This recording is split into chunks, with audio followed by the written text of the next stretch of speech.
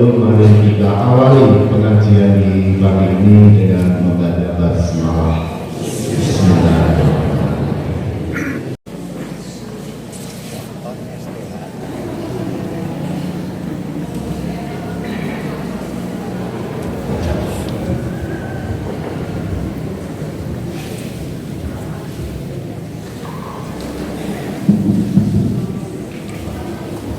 Assalamualaikum warahmatullahi wabarakatuh. Alhamdulillah fadli somad lam yalid wa lam yulad wa lam yakul lahu kufuwan ahad. Wa asyhadu an la ilaha illallah wahdahu la syarika lah wa asyhadu anna Muhammadan abduhu wa rasuluh la nabiyya wa la rasula ba'dahu. Allahumma salli wa sallim wa barik ala Muhammadin wa ala alihi wa ashabihi wa man tabi'ahum bi ihsanin ila yaumil qiyamah. Ma'asyiral muslimin rahimakumullah. Alhamdulillah, pada kesempatan pagi ini Allah Subhanahu wa taala telah memberikan kesempatannya kepada kita untuk bisa hadir pada kesempatan pagi ini dalam kondisi sehat walafiat, tidak kurang suatu apapun. Ini berarti kita masih dipercaya oleh Allah Subhanahu wa taala, masih diberikan kesempatan oleh Allah Subhanahu wa taala untuk memperbanyak amal kebaikan wa amila lima ba'dal maut. Artinya beramal untuk bekal setelah adanya kematian. Insyaallah mudah-mudahan apa yang kemudian kita lakukan pada pagi ini, pada pagi yang cerah ini, mudah-mudahan Allah Subhanahu wa taala memberikan ridhonya dan juga pahalanya kepada kita semuanya. Amin ya Allah ya rabbal alamin. Salawat dan salam semoga tercurah limpahkan kepada Nabi Agung Nabiullah Muhammad sallallahu alaihi wasallam, kepada keluarganya, sahabatnya, pengikutnya, dan kita sebagai umatnya, sebagai umat Muhammad sallallahu alaihi wasallam. Mudah-mudahan syafi'an lil akhirah, syafi'an lid dunya wal akhirah. Mudah-mudahan kita mendapatkan syafaat dari beliau ketika kemudian kita menapaki, menelusuri dan mengikuti jejak langkah Nabi Muhammad sallallahu alaihi wasallam. Mudah-mudahan kita bersama Rasulullah sallallahu alaihi wasallam di surga Allah Subhanahu wa taala. Sebagai bentuk ikhtiar kita pada kesempatan pagi inilah, ini ikhtiar supaya kita menjadi umat Nabi Muhammad SAW, umat yang didambakan oleh Nabi ketika Nabi mencari ummati, umatku, umatku. Maka insya Allah, ikhtiar kita pada kesempatan kali ini, mudah-mudahan ketika dicari ummati, maka ternyata yang mendapatkan panggilan umat adalah kita semua yang hadir di sini. Mudah-mudahan kita betul-betul lisilai ibadi dunyahum wa ukhrahum, mendapatkan kebahagiaan, mendapatkan kesenangan, mendapatkan juga anugerah dari Allah Subhanahu wa taala di dunia wal akhirah. Amin. Masyaallah muslimin rahimakumullah. Pada kesempatan pagi yang berbahagia ini, saya sebetulnya tidak layak untuk memberikan tausiah karena saya masih kurang seperti ini. Artinya mungkin kalau dibandingkan dengan Bapak Ibu semuanya tidak ada apa-apanya, karena kita semua kan sama semuanya, sama-sama manusia, sama-sama juga diberikan kelebihan, tapi sama-sama juga diberikan kekurangan. Nah, untuk melengkapi kekurangan itu, mungkin inilah yang kemudian menjadi tugas kita bersama untuk memberikan tausiah, untuk memberikan tawasul bil haq wa tawasul bis sabr. Mudah-mudahan nanti nasihat yang itu bisa membawa kepada kebenaran dan kepada kebahagiaan dunia wal akhirah. Mudah-mudahan Bapak Ibu semuanya bisa menerimanya dan bisa melaksanakannya dalam kehidupan sehari-hari. Ya Bapak Ibu yang dirahmati Allah Subhanahu wa taala, sehat semua ini? Sehat ya? Alhamdulillah. Sehat jasmaninya nggih? Alhamdulillah. Sehat rohaninya? Alhamdulillah. Tandanya ibu-ibu berkumpul di sini, bapak ibu semuanya berkumpul di sini menunjukkan sehat secara rohani, alhamdulillah, dan juga sehat secara jasmaninya. Okay. Mudah-mudahan sehat juga ekonominya, ya. Amin. Ya, kita doakan semuanya. Mudah-mudahan kita sehat rohani, sehat jasmani, dan sehat juga ekonominya. Termasuk juga kaya dengan ilmu, mudah-mudahan. Nah, apalagi kemudian kaya ilmu dan kaya harta, termasuk juga kaya hati. Karena dikatakan kaya itu bukan berarti adalah kekayaan yang kita miliki, tetapi adalah ghina makhluk, artinya kaya hati. Bukan kaya, kaya maunya kaya lain lagi itu. Nah, jadi kaya seperti kita memiliki hati yang al-hayy atau hati yang salim atau hati yang hidup. Lagi Bapak Ibu yang dirahmati Allah Subhanahu wa taala, saya diberikan amanah oleh Bapak Superlan yang menyampaikan ya terkait dengan penguatan tauhid kita, penguatan akidah kita, penguatan ibadah kita, penguatan akhlak kita ya kepada Allah Subhanahu wa taala. Implementasinya, pelaksanaannya ada di dalam muamalah, interaksi sosial kita dengan sesama manusia. Masyaallah muslimin yang dirahmati Allah Subhanahu wa taala. Oke, saya akan mengambil tengah-tengah saja supaya masuk di semuanya, akidahnya masuk, kemudian ibadahnya juga masuk, akhlaknya masuk, muamalahnya masuk. Saya akan mengambil jalan tengah. Ya, ini pentingnya kita beriman.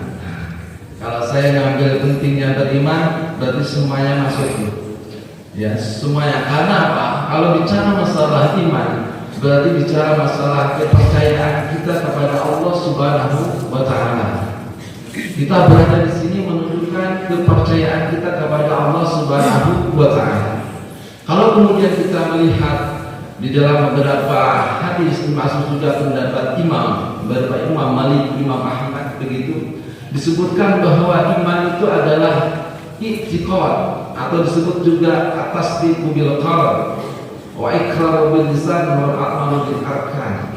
Artinya bahwa komponen iman itu tidak hanya dalam bentuk lisan, tidak hanya dalam bentuk perbuatan nyata, tapi yang paling penting adalah tasdiqu bil qalb.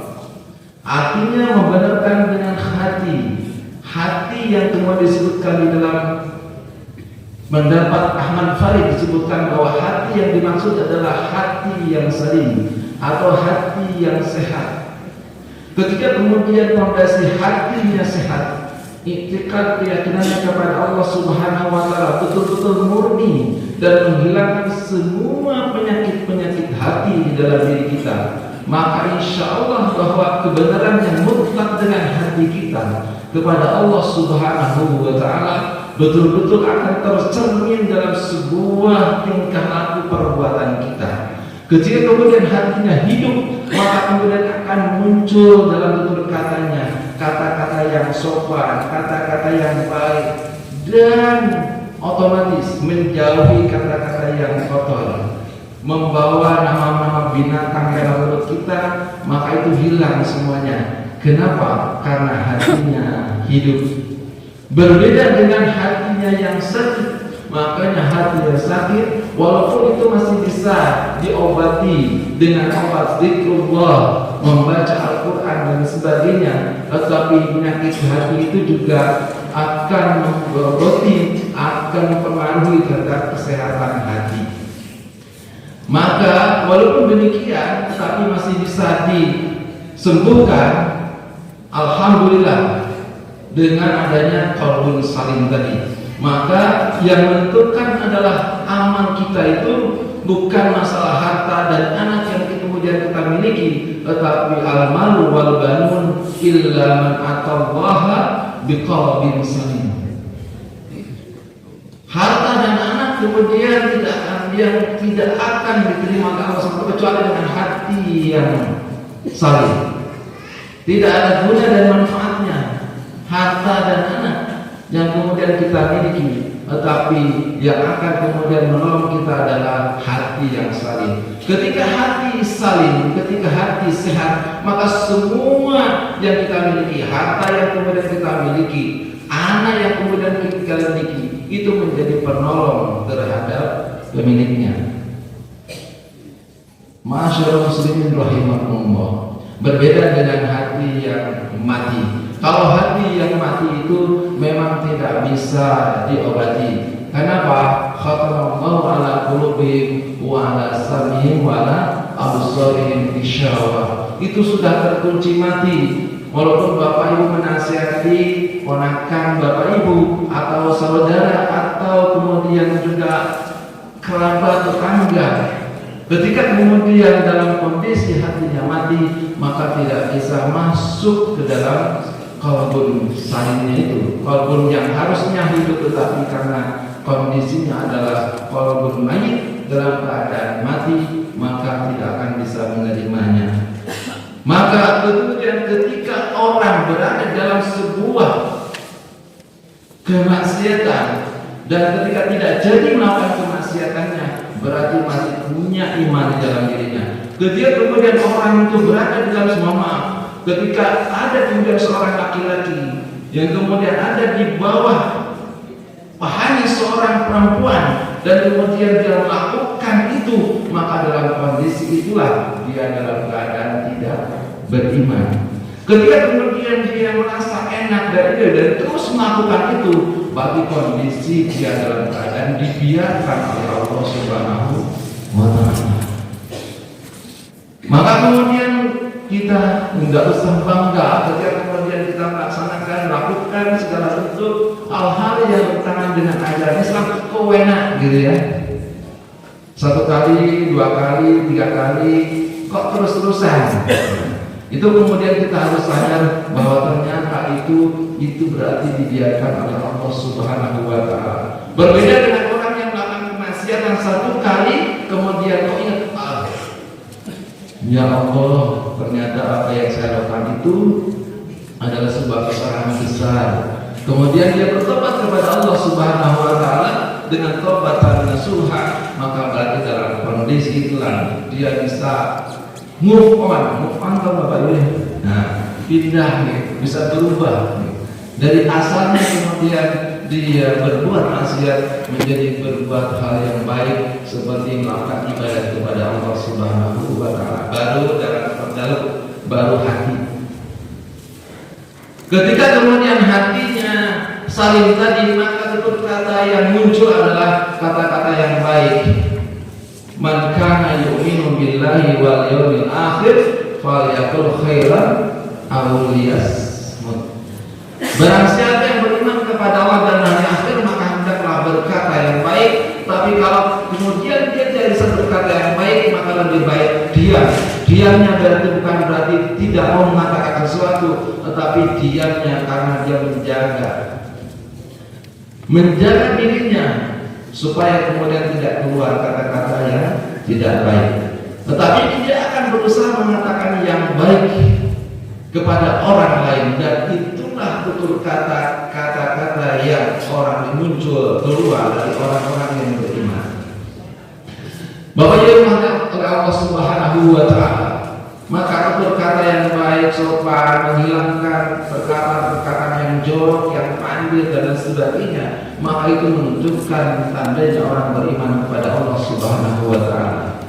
Maka dalam hal ini ketika kemudian tasdiqu bil qalbi wa iqraru bil lisan, ketika mengucapkan dengan anggota, dengan ucapan, mengucapkan dengan ucapannya, maka dalam hal ini adalah kita maknai adalah mengucapkan kalimat syahadatain.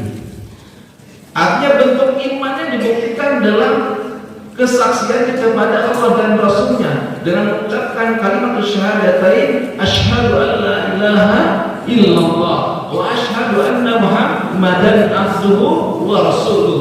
Pembuktian dari kalimat syahadatain itulah yang kemudian dibuktikan dalam bentuk wal amalu bil arkan, dalam bentuk perbuatan nyata. Arkan di sini adalah al-jawari, artinya anggota badan. Kalimat syahadatain kemudian dia harus memiliki 7 syarat yang harus dipenuhi.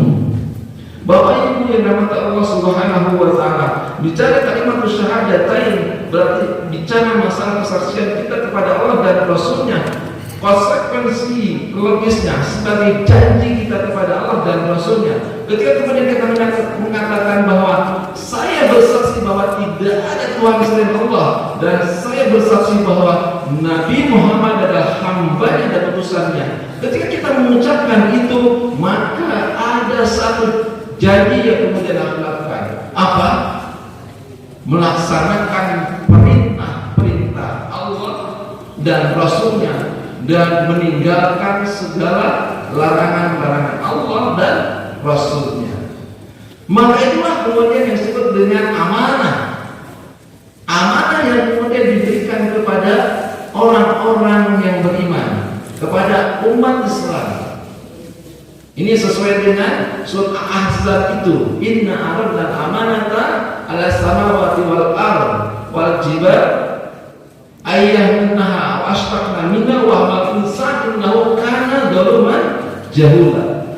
Di situ kemudian kami tawarkan amanah itu. Amanah dalam hal ini adalah segala perintah-perintah, segala larangan-larangan yang itu dibebankan kepada umat Islam, yang awalnya ditawarkan kepada langit, bumi, gunung, semuanya itu enggan untuk menerima amanah, tetapi saya, kata manusia, wa amalal insan, saya, ketika mengatakan saya akan melaksanakan amanah itu, maka berarti dia sudah berjanji kepada Allah untuk senantiasa melaksanakan perintah-perintah Allah, meninggalkan segala larangan-larangan Allah dan juga Rasulnya.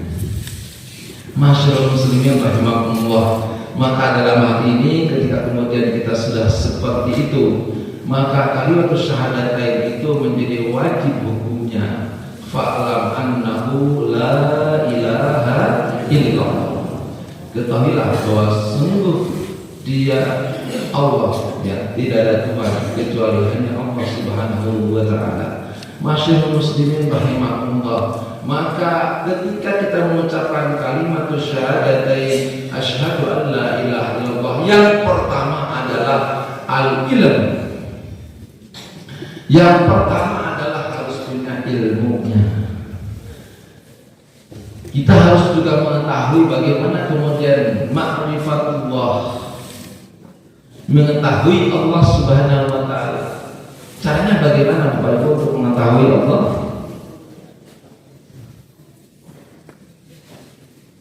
Caranya bagaimana? Caranya adalah dengan kita mempelajari ilmu-ilmu terkait dengan ilahiyah, terkait dengan ketuhanan Allah. Allah itu wujud tetapi tidak kelihatan. Allah itu al-awwal, terdahulu, dan kemudian al-akhir.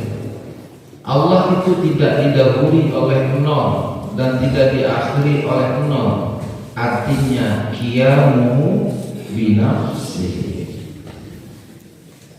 Semuanya nanti akan hancur kecuali hanya Allah Subhanahu wa ta'ala. Masyaallah muslimin rahimakumullah. Ma'rifatullah untuk mengetahui Allah, juga untuk melihat semua ciptaan-ciptaan Allah. Maka tugas kita sebagai umat Islam adalah tafakkaru fi khalqillah wala tafakkaru fi datillah. Kalau Bapak Ibu memikirkan adanya Allah, mungkin sampai sekarang bisa stres dulu, gitu. Dari awal dipikirkan mana sih Allah tuh nggak ada, gitu. Ya, dengan mungkin dengan kalkulator atau dengan komputer yang sangat canggih sampai sekarang, atau dengan menggunakan nama AI, ya, artificial intelligence, begitu, dengan peralatan yang canggih yang luar biasa untuk meng-cross check, ya, melihat keberadaan Allah seperti apa, maka tidak akan bisa. Seperti halnya kemudian Allah bicara dengan Musa, wa takallama Allahu takliman. Allah bicara dengan Musa, tetapi kata Musa, masa kok kemudian tidak bisa memperlihatkan wujud? Coba tunjukkan wujud Engkau ya Allah. Kata Allah, melihatlah gunung, maka gunungnya meleleh. Artinya bahwa kemampuan kita untuk melihat Allah Subhanahu wa ta'ala tidak akan bisa. Maka itulah kemudian solusinya untuk mengetahui Allah adalah dengan melihat ciptaan-ciptaan Allah Subhanahu wa ta'ala, atau yang disebut dengan bahasa kita adalah ayat-ayat kauniyah, ayat-ayat tentang alam semesta. Inna fi khalqis samawati wal ardi wa ikhtilafil laili wan nahar la ayatil liulil albab. Sungguh di dalam penciptaan langit dan bumi, saling bergantinya malam dan siang, itu terdapat tanda-tanda kebesaran Allah ulul albab, bagi orang-orang yang berfikir.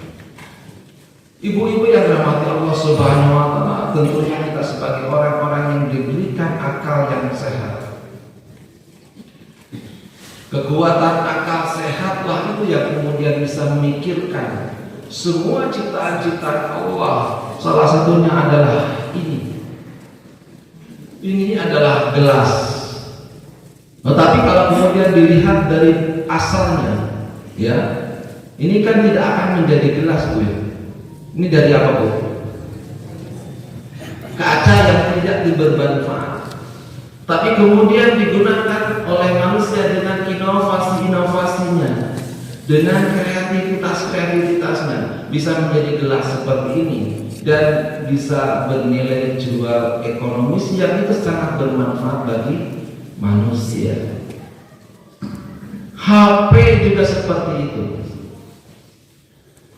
Ini adalah menunjukkan bahwa akal manusia sudah ditransferkan di sini. Dengan HP ini kemudian kita bisa mentransfer, mengirim foto, mengirim video, dan lain sebagainya. Ini adalah berkat manusia yang diberikan oleh Allah Subhanahu wa ta'ala sehat. Dari akal sehat itulah kemudian bisa menalar, berpikir untuk melihat bahwa ini sebetulnya kan berawal apa ini? HP ini terbuat dari komponen-komponen di dalamnya. Dan awalnya kemudian tidak berfungsi, kemudian menjadi satu. Ya, kalau kita belajar teknik elektro itu ada komponen-komponen khusus yang ada dalamnya, sehingga kemudian menjadi menyatu dan akhirnya bisa hidup. Masyaallah muslimin rahimakumullah. Semua bangunan yang ada di sini ini adalah berawal dari pasir, yang kemudian pasir itu sebenarnya tidak bermanfaat, tapi dimanfaatkan oleh manusia dengan nalar berpikirnya, IQ-nya yang cerdas, maka dia kemudian bisa membuat seperti ini yang bagus sebenarnya, bangunan yang luar biasa hebatnya. Hebatnya ini sebetulnya adalah karena Allah Subhanahu wa ta'ala. Ketika kemudian kita memuji manusia, manusia itu cerdas cerdas, manusia itu canggih, maka itu sebetulnya memuji kepada Khalik, kepada Allah Subhanahu wa Ta'ala. Masyarul muslimin rahimahullah, itulah yang kemudian bisa menguatkan iman kita kepada Allah Subhanahu wa Ta'ala. Luar biasa. Semua yang kemudian di sini yang sudah kayu dan sebagainya, yang awalnya kayu tidak berfungsi dan tidak bermanfaat sama sekali, kemudian bisa berfungsi seperti ini, dari kayu berubah menjadi meja. Ini adalah kreativitas manusia, akal manusia yang diberikan kelebihan oleh Allah Subhanahu wa Ta'ala di atas makhluk yang lainnya. Maka alhamdulillah kita sebagai manusia, kita bersyukur kepada Allah sebagai manusia yang diberikan akal sehat, tetapi itu sesuai dengan porsinya masing-masing, sesuai dengan kecerdasannya masing-masing, karena setiap manusia mesti beda-beda. Masyaallah muslimin rahimahullah. Maka oleh karena itu, ketika kemudian kita mengatakan bahwa kalimat syahadatain itu al-ilm al-munafi lil jahli, insyaallah dengan pengetahuan yang kemudian kita miliki akan menghilangkan kebodohan yang ada di dalam diri kita. Yang kedua adalah al-yakin al-munafi lisyakki. Yang kedua adalah kita harus ada keyakinan dalam diri kita. Iman itu adalah harus ada keyakinan dalam diri kita, dan keyakinan itu bisa menghilangkan semua keraguan. Maka dalam konsep penguatan akidah itu beberapa perkara yang wajib diyakini kebenarannya oleh hati kita, yang kemudian menjadi suatu keyakinan yang tidak bercampur sedikit pun dengan keraguan. Maka insya Allah ketika kemudian kita punya ilmu pengetahuan terkait dengan ilahiyah, keberadaan Allah Subhanahu wa Ta'ala, termasuk juga makhluk-makhluknya, maka yang kedua adalah akan muncul keyakinan kepada Allah. Kalau sudah muncul keyakinan, maka yang ketiga adalah akan muncul al-qabul. Qabul itu menerima semua yang diberikan oleh Allah Subhanahu wa Ta'ala kepada kita semuanya. Dan kemudian kita akan muncul namanya kesyukuran kepada Allah Subhanahu wa Ta'ala. Kalau sudah qabul, maka yang ketiga keempat adalah al-inqiyad. Apa al-inqiyad itu? Ketundukan. Yang ketundukan itu akan menghilangkan al-munafi, akan menghilangkan semua peninggalan. Mesti akan tunduk terus taat kepada Allah Subhanahu wa Ta'ala. Bentuk ketundukannya dalam seperti apa? Bentuk ketundukannya adalah kita melaksanakan segala peribadahan. Ibadah yang kemudian kita lakukan, ada ibadah yang bersifat khusus seperti sholat, puasa, ya, zakat, haji. Tapi juga ada ibadah-ibadah yang ghair mahdoh atau yang aman, yang itu kaitannya dengan keseharian kita, kaitannya dengan aktivitas kita dalam kehidupan kita sehari-hari, seperti jual beli, ya, silaturahim, ya. Apalagi itu, ya, selain silaturahim, jual beli apa lagi, ya, mungkin masuk politik juga masuk tuh, nah, tapi kita nggak bahas di situ, gitu. Dan lain sebagainya. Nah, itu adalah bagian dari ibadah yang aman. Nah, kembali ke laptop tadi. Maka dalam kondisi ini, kalau sudah inqiyad, maka yang muncul adalah al-ikhlas. Ikhlas itu maksudnya adalah akhlak sholat. Ikhlas itu kemudian melepaskan, menyerahkan al-umur, segala bentuk urusan lillahi ta'ala, kepada Allah Subhanahu wa Ta'ala. Yang ikhlas itu al-munafi. Ketika ikhlas itu berarti bisa menghilangkan apa, Bu? Kalau ikhlas apa? Bisa menghilangkan apa, Bu? Pak?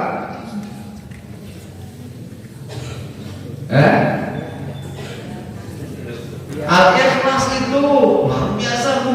Al-ikhlas itu bisa menghilangkan lisyirki, kesyirikan.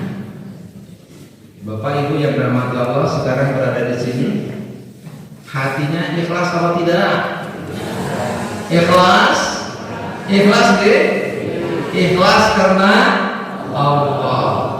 Insya Allah dengan ikhlas karena Allah bisa menghilangkan penyakit namanya riya.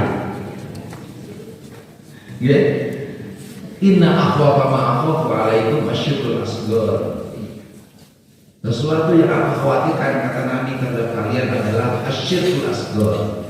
Maqalu ya Rasulullah. Para sahabat bertanya penasaran, apa itu syirkul asghar itu? Qala amila. Masyaallah muslimin rahimakumullah. Ketika kemudian kita ikhlaskan Allah, bisa menghilangkan semua kesyirikan yang dalam diri kita. Salah satu yang kemudian menempel dalam diri kita adalah riya. Mungkin yang syirik yang besar yang lainnya, ya itu juga sudah insya Allah dengan keikhlasan bisa hilang. Tetapi yang terus menempel dalam diri kita setiap harinya, setiap detiknya adalah riya. Pertanyaannya, sehingga berapa banyak kemudian orang yang diterima ibadahnya oleh Allah Subhanahu wa Ta'ala? Nah, kita tidak bisa menjawabnya. Kenapa? Karena riya itu adalah perbuatan hati. Maka kata Allah, innallaha la yanzuru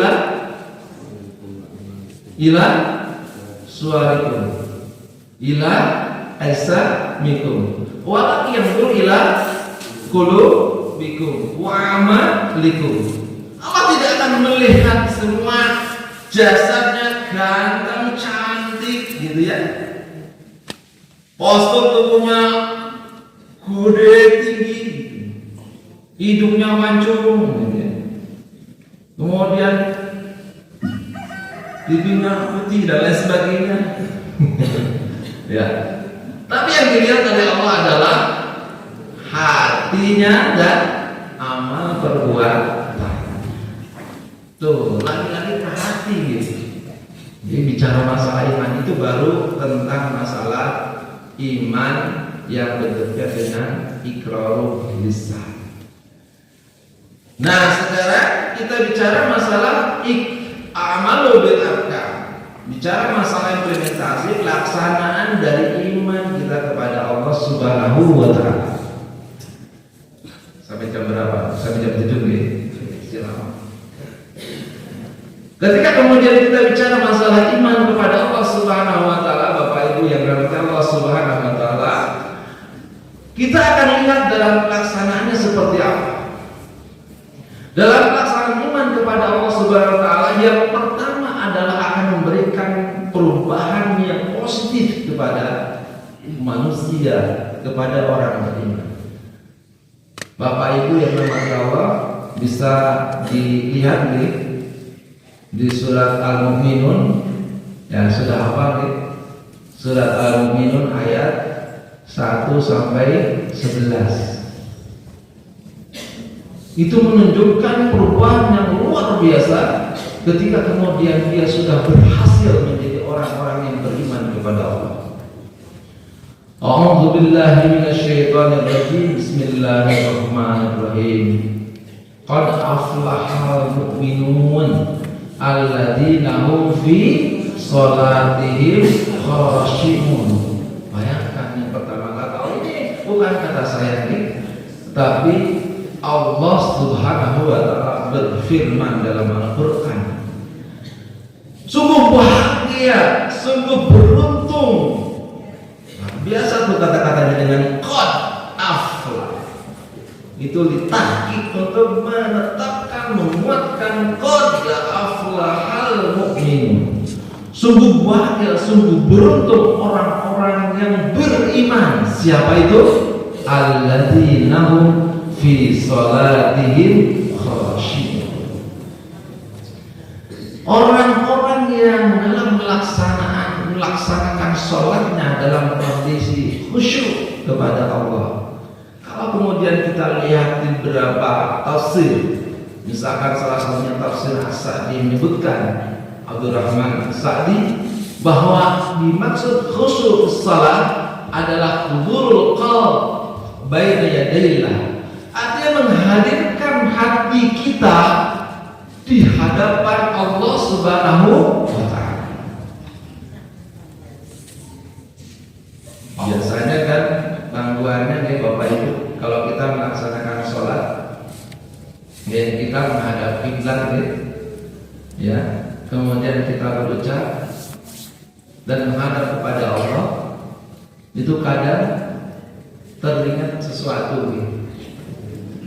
Betul nggak Bu? Betul nggak?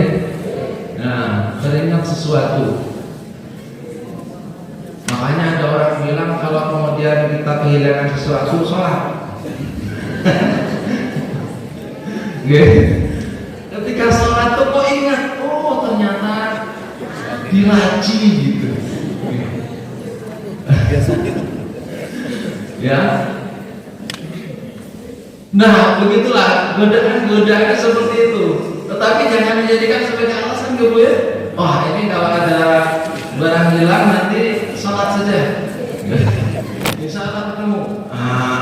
Itu jangan dijadikan senjata juga tuh ya.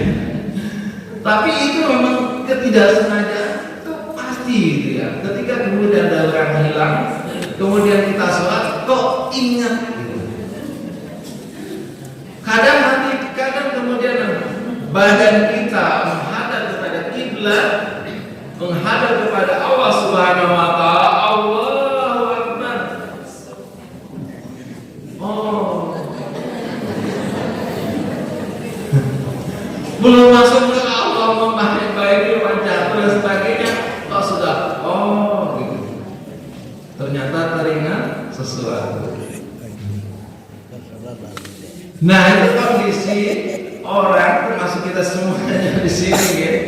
Nah ya, memang kita harus muhasabah ya, harus introspeksi diri bahwa bagaimana kemudian kita memunculkan supaya kita disebut orang yang bahagia itu ya, artinya hudul qalbi baina yadayhi, menghadirkan hati di hadapan Allah Subhanahu. Maka hatta yaskunu ilaihi an-nafs wa tatma'innu al-qalb, kemudian waharakatuh, sehingga nanti ketika kita menghadirkan hati dalam diri kita, maka yang muncul adalah jiwanya tenang, hatinya tenang, gerakan sholatnya juga tenang.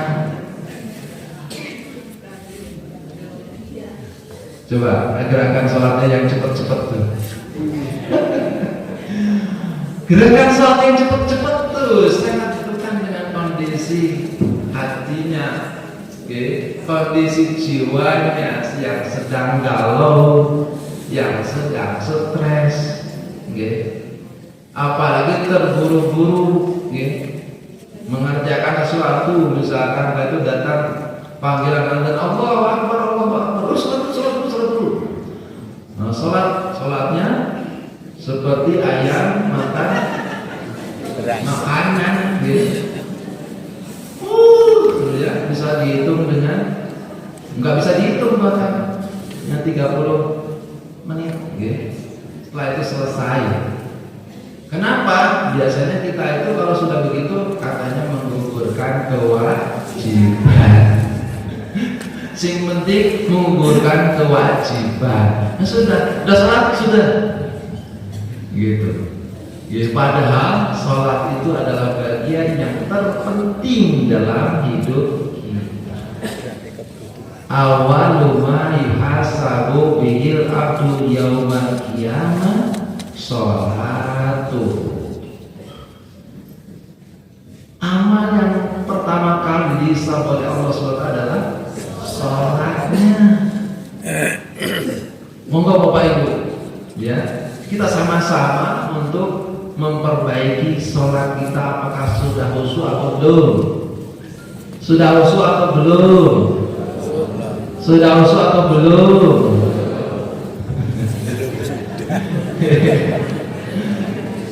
Monggo ya. Nah, kita sama-sama memperbaiki karena setiap orang tidak disebut namanya insan paripurna. Manusia yang sempurna seperti Superman atau apa itu enggak ada dalam kamus.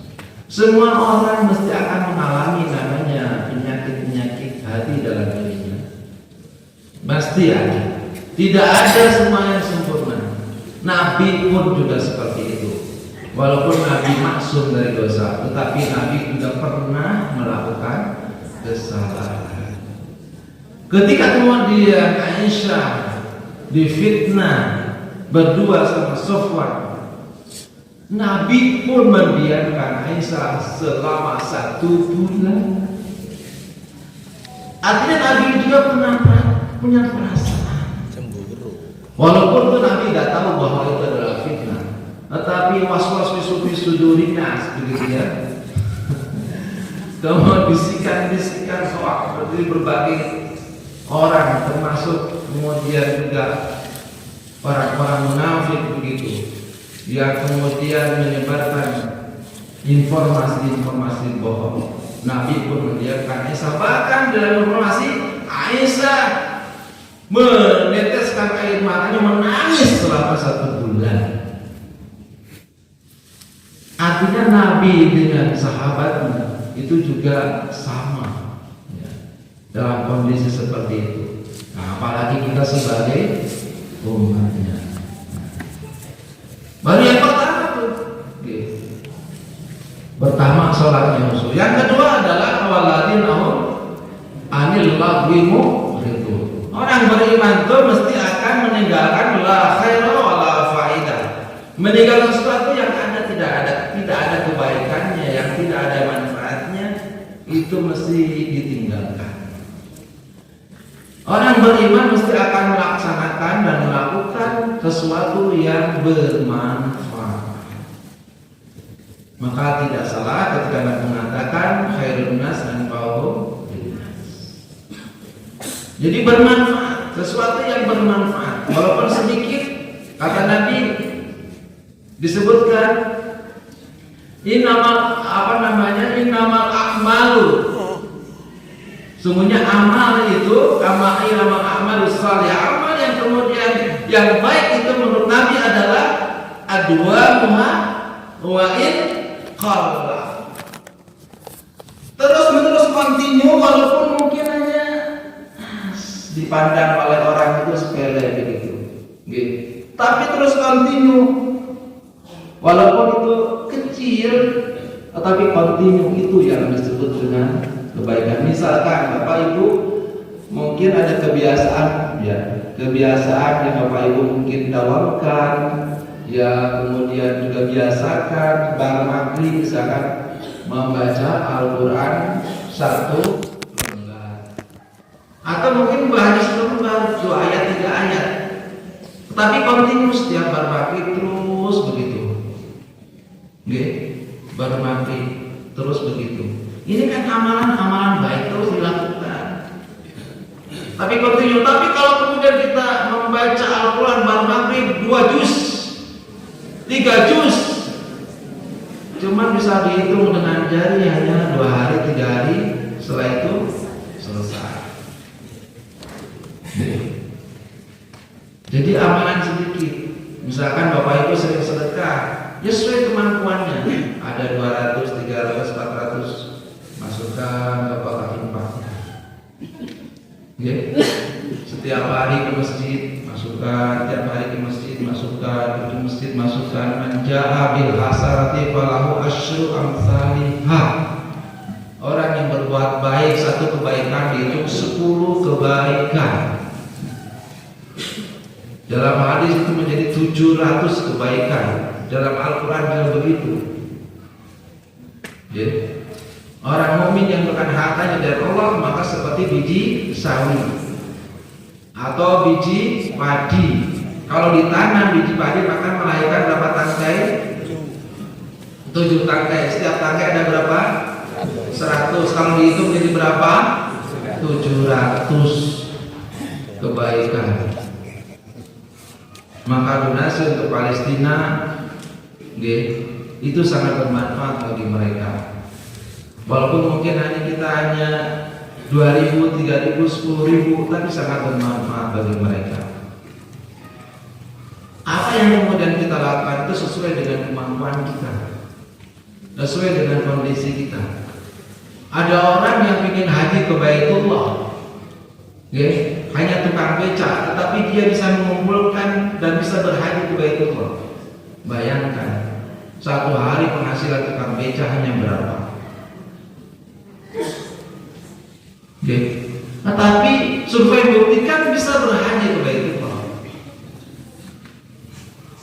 Artinya berarti ada kekuatan hati yang kemudian terkait kepada Allah Subhanahu wa Ta'ala.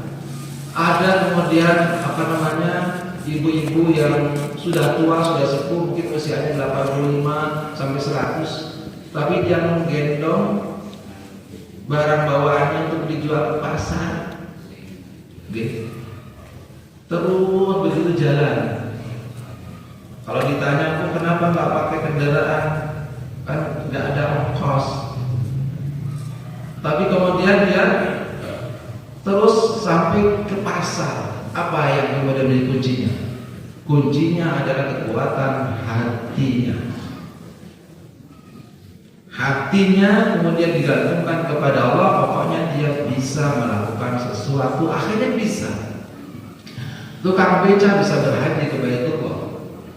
Padahal namanya berhaji itu bagi yang mampu. Tetapi dia bisa melakukan seperti orang yang sudah mampu. Bahkan orang yang sudah mampu pun belum tentu bisa melaksanakan haji ke Baitullah. Karena kekuatan iman yang ada di dalam dirinya. La khaira wa la faidah. Tinggalkan sesuatu yang tidak ada kebaikannya, tinggalkan sesuatu yang tidak ada faedahnya. Bisa melakukan hal yang positif yang kecil tapi sangat bermanfaat. Walladzina hum li furujihim walladzina hum lizakati fa'ilun. Orang yang senantiasa berzakat. Bapak Ibu yang sudah dikaruniai Allah Subhanahu wa Ta'ala sebagai orang kaya, sebagai orang yang sukses, sebagai orang yang hebat, dan bisa dikatakan hebat sebetulnya kalau dia bisa mandana nafsahu wa amila lima ba'dal maut. Orang yang hebat itu sebetulnya al-kayis. Al-kayis, orang yang hebat, orang yang sukses itu adalah bisa mengendalikan nafsunya dan beramal untuk bekal setelah mati.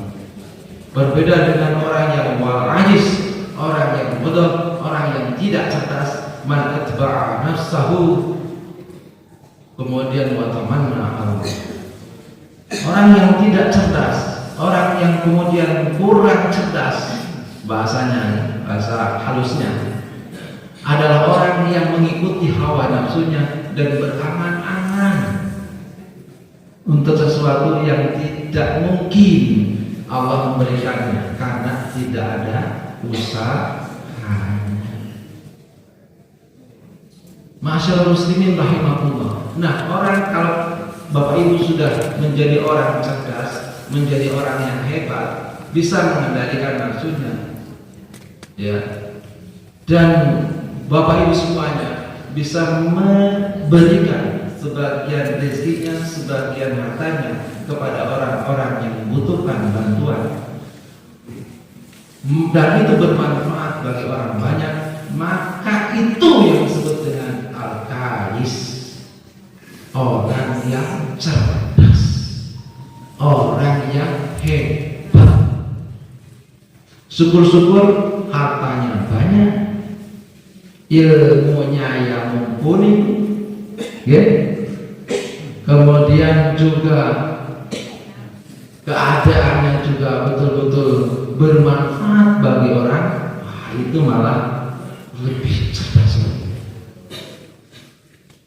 Masyaallah muslimin rahimakumullah. Jangan yang kedua. Mudah-mudahan Bapak Ibu tidak masuk yang kedua. Yang kedua ini mengikuti hawa nafsunya udah berangan-angan. Orang yang berangan-angan, ya Allah, kalau saya jadi seperti ini, jadi seperti ini, kalau saya jadi ini, kalau begitu.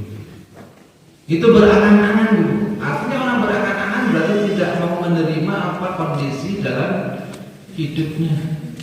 Nggih. Sudah jadi, mohon maaf, mungkin sudah jadi profesinya seperti itu, kemudian ingin jadi profesor. Misalkan ada tukang pedagang kaki lima, kok pingin jadi profesor, padahal pendidikannya tidak sampai ke S1, jadi nggak bakalan jadi gitu. Nah itu kan berangan-angan sesuatu yang tidak mungkin bisa terjadi. Dan ketika kemudian berangan-angan, maka muncullah khayalan-khayalan, muncullah keputusasaan yang akhirnya bisa terjerembab kepada kesesatan dan tak mau melaksanakan sholat, tak mau melaksanakan ngaji. Percuma saya sholat terus, ngaji terus gitu ya. Tapi kok cuma seperti ini, nah begitu. Ada nggak? Ada nih? Ada nggak? Ada. Itu semuanya mesti ada. Kemudian adalah walladzina hum li furujihim hafizun. Orang yang senantiasa menjaga kemaluan. Caranya bagaimana menjaga kemaluan itu? Dijaga ya? Jaganya gimana? Pakai pakaian begitu? Di penjara ya? Ya? Menjaga kemaluan itu maksudnya gimana? Menjaga untuk tidak berbuat zina, karena kemaluan itu kaitannya dengan itu.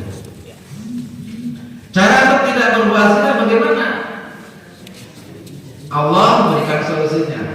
Qul lil mu'minina yaghuddu min absarihim wa yahfazu furujahum.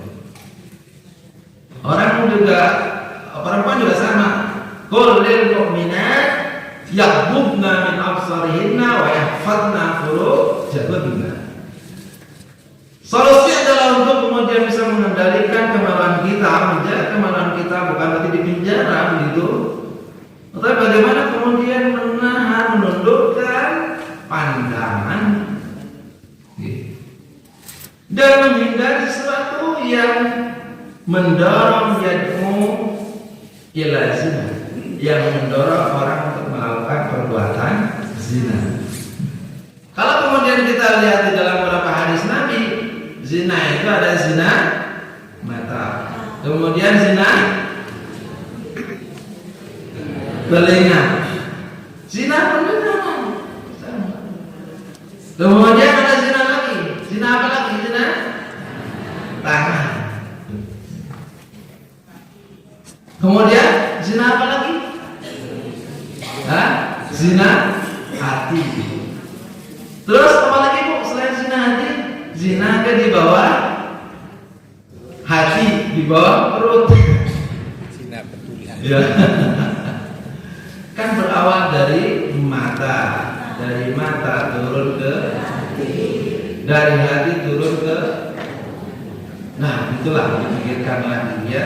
Nah, makanya kalau orang beriman mesti akan menjaga semua potensi-potensi yang mendorong untuk berbuat zina.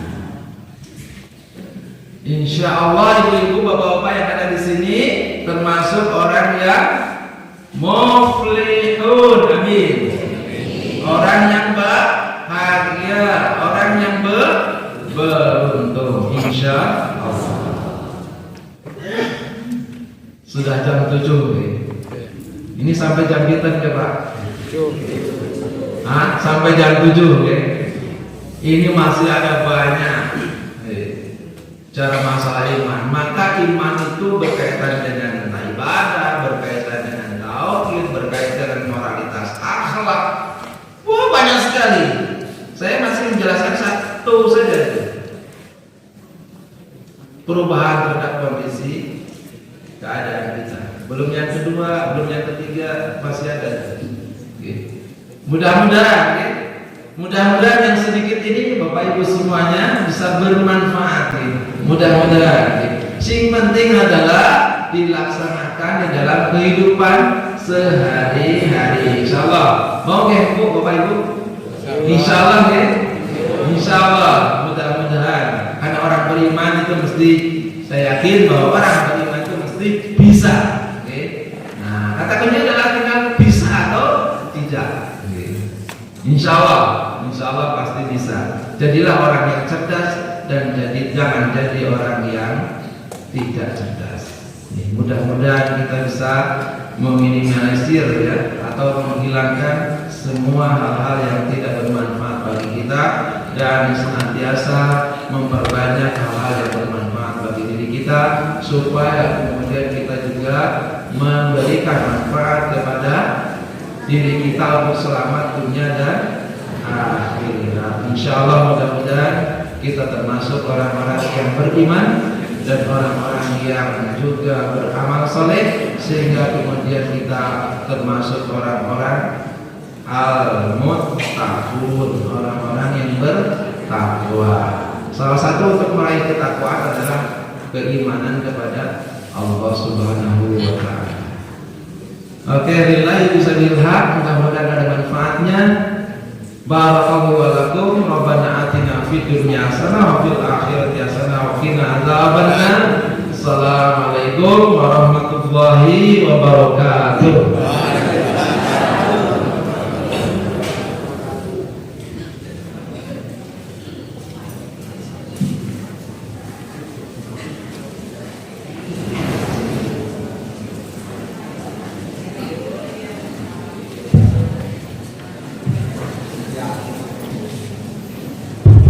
Demikian uraian tausiah yang disampaikan oleh Ustadz Dr.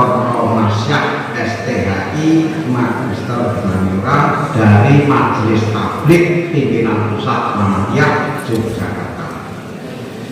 Beberapa informasi dan pengumuman sebagai berikut. Yang pertama, kajian akad pagi pekan depan hari akad tanggal 10 Desember 2023 menurut jadwal insya Allah akan disampaikan oleh Ustadz Kiai Haji Ihsan Saifuddin dari Sukoharjo. Yang kedua, perolehan infak pagi ini sejumlah Rp4.804.000. Alhamdulillah. Yang ketiga, dalam rangka Milad Muhammadiyah ke-111, pimpinan daerah Muhammadiyah Magetan menggelar acara tabligh akbar, milad dan pengukuhan PCM dan PCA se-Kabupaten Magetan besok hari Ahad 10 Desember 2023 pukul 7.30 sampai selesai, tempat di Gor Imageti Magetan, dengan pembicara tabligh akbar ini adalah Profesor Dr. Muhajir Effendi MAP, Menteri Koordinator Pembangunan Manusia dan Kebudayaan sekaligus salah satu ketua pimpinan pusat Muhammadiyah. Maka itu Bapak Ibu jamaah haji besok hari akad setelah selesai akad pagi bisa berbondong-bondong memenuhi Gor Imageti untuk mengikuti tabligh akbar Milad Muhammadiyah ke-111. Mari kita akhiri dan kita tutup dengan doa kafaratul majelis. Bismillahirrahmanirrahim. Subhanakallahumma wa bihamdika asyhadu an la ilaha illa anta astaghfiruka wa atubu ilaik. Walhamdulillahi rabbil alamin.